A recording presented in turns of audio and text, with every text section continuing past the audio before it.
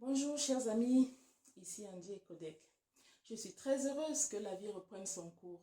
Je suis très heureuse surtout que tous les lieux culturels soient à nouveau accessibles, même s'il faut respecter certaines distances sanitaires et c'est tout à fait normal. Aujourd'hui donc je voudrais avoir une causerie avec vous autour des produits culturels. Surtout ce qui m'intéresse moi c'est les livres.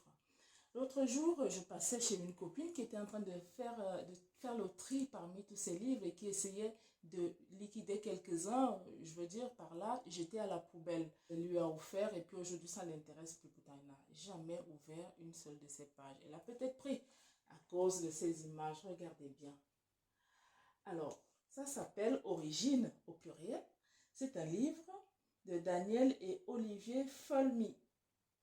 Alors, c'est 365 pensées de sages africains. 365 pensées de sages africains. Ça, c'est un livre qui est un trésor et je lui ai dit, tu veux le mettre à la poubelle à cette amie-là? Elle m'a dit, bah oui, moi, ça ne m'intéresse pas plus que ça. J'ai dit, avec plaisir, je reçois. 365 pensées africaines, c'est-à-dire une pensée par jour. J'aimerais pouvoir partager tout ceci avec vous. Et c'est pour ça qu'aujourd'hui, je crée cette petite série qui reviendra de temps en temps pour vous parler de la culture africaine. Je suis africaine, fière de l'être, auteure africaine. C'est donc, entre autres, Chinua Achebe, Mongo Betty, France Fanon, Cheikh Hamidou Kane. Alors, j'ai parlé de Chinua Achebe, Chimamanda Ngozi Adichie, Nigeria. Je vais vous parler de l'autre, Alain Mabankou du Congo. J'ai parlé de Mongo Betty du Cameroun. Alors, Ngugi wa Zongo aussi du Kenya. Ils sont pléthores, très très nombreux. Je ne vais pas pouvoir faire toute la liste exhaustive, ils sont très nombreux. Ils datent plus entre le 19e, le 20e et le 21e siècle. Et avant eux, il y avait beaucoup plus la tradition orale. Et la tradition orale, donc, que ce couple-là a récupéré pour la mettre dans ce document qui est super. C'est un trésor pour chaque Africain. Je ne fais pas de la publicité, vous pouvez me croire, mais je vais vous lire par exemple une pensée qui était prévue pour le 9 avril dans ce livre qui a une pensée donc par jour. Pour le 9 avril, il est écrit « Aucun de nous ne s'est élevé à la seule force de son poignet. Nous sommes arrivés parce que quelqu'un s'est baissé pour nous aider. Aucun de nous ne s'est levé à la seule force de son poignet. Nous sommes arrivés parce que quelqu'un s'est baissé pour nous aider. » En d'autres termes, dans mon pays, on dit « c'est pas un doigt qui arrive à ramasser un grain de maïs au sol. Il vous faut au moins 2 doigts, sinon toute la main, et peut-être 2 mains. Et s'il faut ramasser plusieurs grains de maïs, plusieurs mains. En fin de compte, on a besoin de quelqu'un pour sortir de l'ornière. Mais l'essentiel, c'est que vous, parce que vous sentez que vous avez eu quelque chose à communiquer, que vous arrivez à le communiquer. Mais comment le faire si on est auteur sans éditeur? Ou alors qu'on est un auteur qui a un éditeur de temps en temps et que cet éditeur-là se limite à 2-3 choses principales et que le reste, c'est à l'auteur de le faire. L'auteur, lui, il se lève à 4 heures du matin, il écrit, il conçoit son histoire, il écrit, la met en forme, et puis fait lire à quelques personnes autour qui lui disent « Ah ouais, ça a l'air bien. » Et puis, il fait passer ça à un éditeur, le premier qui accepte, parce que si, au bout du compte, quand on n'est pas connu, avant de trouver un éditeur, croyez-moi, ce n'est pas si simple. Mais si on arrive à en trouver un, alors on envoie là-bas et puis ces conditions, on va les accepter parce qu'on a juste derrière un arrière-plan, on va quand même déjà communiquer ce qu'on a à dire, puis après on verra. Donc, de grâce les éditeurs, ne vous dites pas qu'il n'y a que les plus grands, les plus connus qu'il faut produire. Il y a aussi les plus petits qui sont là, cachés et qui ont quelque chose à dire qui pourrait éventuellement vous intéresser. Moi, j'ai par exemple, bon, puisqu'on dit que la bonne charité commence par soi-même, moi, je vais vous lire à peu près, voilà, deux exemples de livres que j'ai sous la main de l'auteur Andy et Kodek. Alors, dans ce premier livre que Andy et Kodek a mis dans les bacs en 2016, oui, c'est bien ça, en 2016, eh bien, ce titre qui s'appelle Des hommes ordinaires a été vendu à plus de 500 exemplaires. Rien que ça, 500 exemplaires. Et ce n'est pas énorme. Par contre, l'histoire, elle peut être intéressante parce que de tout le monde qui a lu, parce qu'après, vous vendez 500 exemplaires, mais après, si vous multipliez par 500 personnes qui lisent chaque exemplaire, vous vous retrouvez à des millions, des milliers d'exemplaires de lus. Donc, l'histoire est connue par ceux qui ont pu la lire, parce que peut-être on leur a prêté le livre ou quoi. Mais en fait, l'histoire, quand il y a le feedback, comme ils disent en anglais, mais en fait, les retours de ceux qui l'ont lu, n'a pas été si décevant que ça pour l'auteur.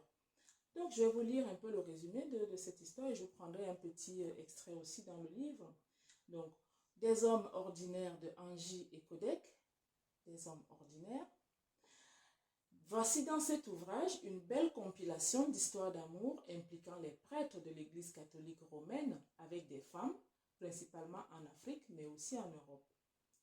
Usant de sa propre histoire, intense et passionnée, mais ô combien brève avec un curé qu'elle avait rencontré pendant une période difficile du pays, la narratrice mène une longue et enrichissante enquête sur les rapports qu'entretiennent les hommes en soutane avec ces dames qu'ils peuvent être amenés à côtoyer dans leur intimité. Et je vais vous prendre un petit extrait dans Les hommes ordinaires, moi qui le découvre encore aujourd'hui alors que c'était quelque chose que je connaissais par cœur. Alors, dans un extrait, c'est la narratrice qui dit: tout en l'écoutant respirer, je peux vous dire qu'elle était couchée près de son prêtre, après tout ce qu'on peut imaginer dans une chambre entre deux amoureux. Tout en l'écoutant respirer près de moi et tout attendri devant le tableau, j'essayais de penser à tout ce qui se racontait sur les hommes d'église, particulièrement les prêtres.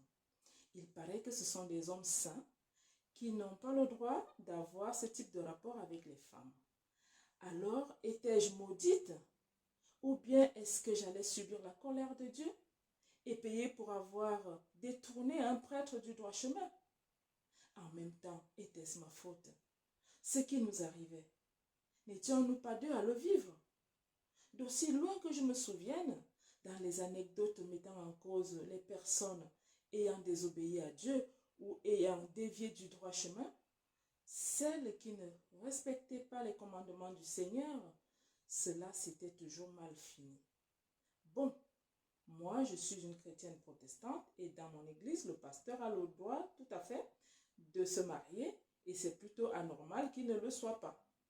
Lorsque j'étais plus jeune au collège, une copine m'avait raconté une histoire qui m'avait fait froid dans le dos. Elle, qui allait à la messe, contrairement à moi, qui me rendait au culte protestant, prétendait qu'une femme avait été foudroyée par une malédiction pour avoir couché avec un prêtre. C'est un extrait. Et plus loin, je vais aller trouver quelque chose de peut-être plus intéressant. Ne suffisait-il pas déjà que plusieurs centaines de kilomètres nous éloignassent l'un de l'autre dans le même pays ou que sa vie d'homme d'église nous obligeât à faire attention en permanence lorsque nous étions en présence des personnes qui connaissaient sa profession? Il devait en plus de cela voyager pour l'Italie pour une formation. Cette nuit-là, je rêvais de lui et moi, unis dans les liens du mariage traditionnel, faute du mariage officiel, ce dernier lui étant absolument interdit par sa hiérarchie. Au fait, ne dit-on pas que les prêtres font aussi vœu de chasteté? En quoi consiste donc ce fameux vœu de chasteté, sinon à s'abstenir d'avoir des relations coupables avec quelqu'un?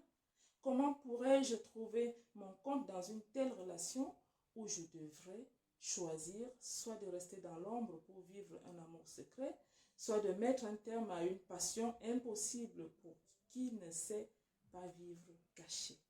Une femme normalement constituée choisirait de s'abstenir toute sa vie, de se retenir d'avoir un geste ou une parole affectueuse en public avec l'homme qu'elle aime, serait-ce normal? Et un coucou petit extrait dans une autre page plus loin. Dans l'autocar qui m'a mené à quoi de ce vendredi d'octobre, je me disais que j'étais jeune, Matt aussi, Matt c'est le prêtre, et qu'il y avait des chances, vu l'évolution de la société, que le Vatican lève un jour l'interdit sur le célibat des prêtres pour nous affranchir. Et même si on ne pouvait pas pronostiquer sur le temps que cela prendrait pour y arriver, nous avions le temps de voir venir les choses. L'important finalement pour des personnes qui s'aiment est bien ailleurs que dans un bout de papier signé par un élu du peuple. Je veux bien sûr parler de l'acte de mariage. Cette pensée me remplissait de bonheur, d'autant plus que je m'apprêtais à revivre des moments palpitants avec l'homme pour lequel mon amour allait crescendo depuis que je l'avais rencontré quelques semaines auparavant. Est-ce que c'est pas intéressant ça comme histoire? Est-ce que ça ne vous donne pas, met pas de l'eau à la bouche? Est-ce que vous n'avez pas envie d'aller connaître le début et la fin de cette histoire? Moi, je trouve que on peut être un auteur même sans avoir de nom et pouvoir convaincre les éditeurs.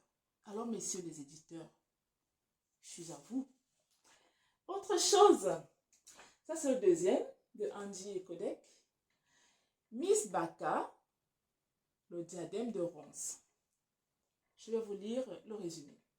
En ce 21e siècle où certains font des projets pour faire visiter la Lune aux riches qui ne savent plus quoi faire de leur argent, alors que la misère des pauvres continue de creuser le gouffre entre les classes sociales dans les villes du monde, les pygmées, ces petits hommes, premiers habitants de la forêt camerounaise, eux, essaient simplement de s'éviter une extinction de l'espèce.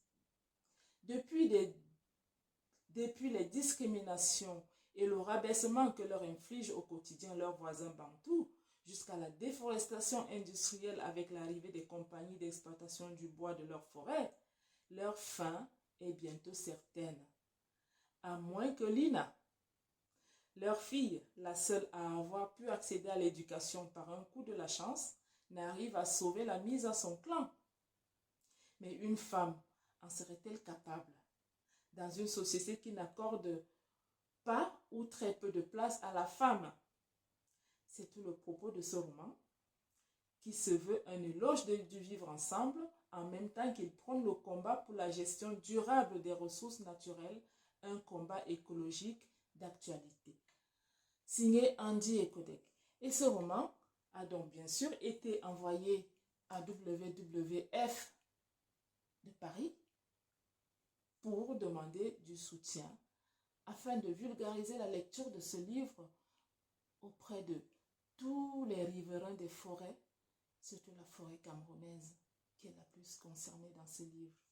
Et bien sûr, cela fait bien, si on parle de 2019, on est à 2000, on va dire, cela fait bien 2 ans que Andy et Kodek attend la réponse. Et pourtant, WWF, évidemment, est bien installé dans cette région-là et qu'Andy et Kodek, dans une autre vie, a souvent travaillé avec cet organisme qu'elle respectait de tout son cœur pour l'action sur le terrain. Et alors un livre, ça peut aider aussi, non? Écoutez-moi un extrait. Un extrait donc de ce livre qui parle des problèmes des pygmées, leur intégration au Cameroun et surtout leur survie dans la forêt qui est de plus en plus dévastée, d'où ils sont de plus en plus repoussés vers leurs ennemis, leurs tortionnaires, leurs bourreaux, leurs voisins, les Bantous. Et donc, ce livre, un extrait de cela, ici, juste pour vous dire combien la question est palpante, combien la question vaut le coup de s'arrêter dessus. Il y avait aussi 2 lits en bambou au fond pour la sieste des vieux en journée. Tous les hommes du village l'avaient aidé à le monter et finalement, ils s'en servent désormais, même de nuit, pour les soirées autour du feu. Il ajouta que les conséquences de la déforestation étaient d'ailleurs plus nombreuses pour le clan, puisque le gibier s'était enfui plus loin du campement, apeuré par les bruits des tronçonneuses et les passages des engins motorisés. il devenait difficile pour un baka, entendez, pygmée, de trouver le moindre lièvre dans un piège, à moins d'aller le chercher à des dizaines de kilomètres dans la forêt lointaine. Mindengi enfonça le clou en disant que lui aussi avait du mal à soigner les bobos des enfants et même de tout le clan, parce qu'il avait du mal à trouver des plantes médicinales près du campement. Il lui fallait aller encore plus loin que les chasseurs dans la forêt. En fait, les arbres qui tombent à l'abattage entraînent aussi les autres arbres autour, autant que les lianes et autres plantes grimpantes dont l'herboriste se sert pour soigner la famille. Il faut dès lors aller chercher des forêts non encore massacrées, plus loin du campement, avant de trouver son bonheur et surtout faire du stock. Mais jusqu'à quand cela devait-il durer pour la survie du pygmée qui ne vit essentiellement que des produits de la forêt, de sa forêt? Alors, c'était la discussion aujourd'hui. Les questions se posent beaucoup plus dans le sens de la vulgarisation des œuvres comme ça, qui sont vraiment utiles, nécessaires pour faire entendre la voix de ceux qui n'ont pas de voix, la voix de ceux qui vivent dans la forêt là-bas et qui n'ont personne pour les aider. Il n'y a personne pour regarder si les lois s'appliquent pour eux aussi. Et eux qui ont choisi de vivre dans la forêt en toute liberté, et pourtant c'est eux les premiers habitants de notre pays, de nos forêts, ont besoin aujourd'hui de quelqu'un qui vienne les aider. Et un livre comme ça, bien vulgarisé, peut être une arme invincible pour leur venir en aide là-bas dans la forêt équatoriale. C'est fini pour la petite discussion d'aujourd'hui, mais je voudrais vous rappeler la pensée du jour. Aucun doigt tout seul ne peut ramasser un grain de maïs. Un doigt tout seul ne ramassera jamais le maïs au sol. Il vous faut 2 doigts minimum et donc on a besoin d'un plus petit que soi. Messieurs les éditeurs, vous avez certainement des librairies que vous fournissez en livres. Vous avez certainement plein d'auteurs à qui vous allez demander tous les jours de produire de plus en plus. Mais sachez qu'il y a besoin de tout le monde pour faire la diversité qui sera donc utile, digeste, même à vos lecteurs. Vos lecteurs ne savent pas que les petits auteurs existent. Alors donnez la chance aux petits auteurs. C'était mon message aujourd'hui. Pensez qu'il n'y a pas que les auteurs connus. Les petits auteurs, sans argent, sans moyens, sont là. Après avoir passé un premier livre et un deuxième livre, à un éditeur qui vous prend du 80% pour vous laisser 20%, vous êtes obligé de retourner faire un travail alimentaire à côté de ça. Et vous avez dans vos tiroirs, dans vos ordinateurs, encore pas mal d'histoires à publier. Mais si vous ne voyez pas votre intérêt à le faire, enfin, si vous devez dépenser le petit salaire, le petit SMIC alimentaire que vous gagnez pour faire la parution d'un nouveau livre, alors vous n'y arriverez jamais. Alors il faudra de l'aide. Alors il faut que les éditeurs s'intéressent à nous. C'est ce que j'avais à dire. À bientôt, je reviendrai. Merci.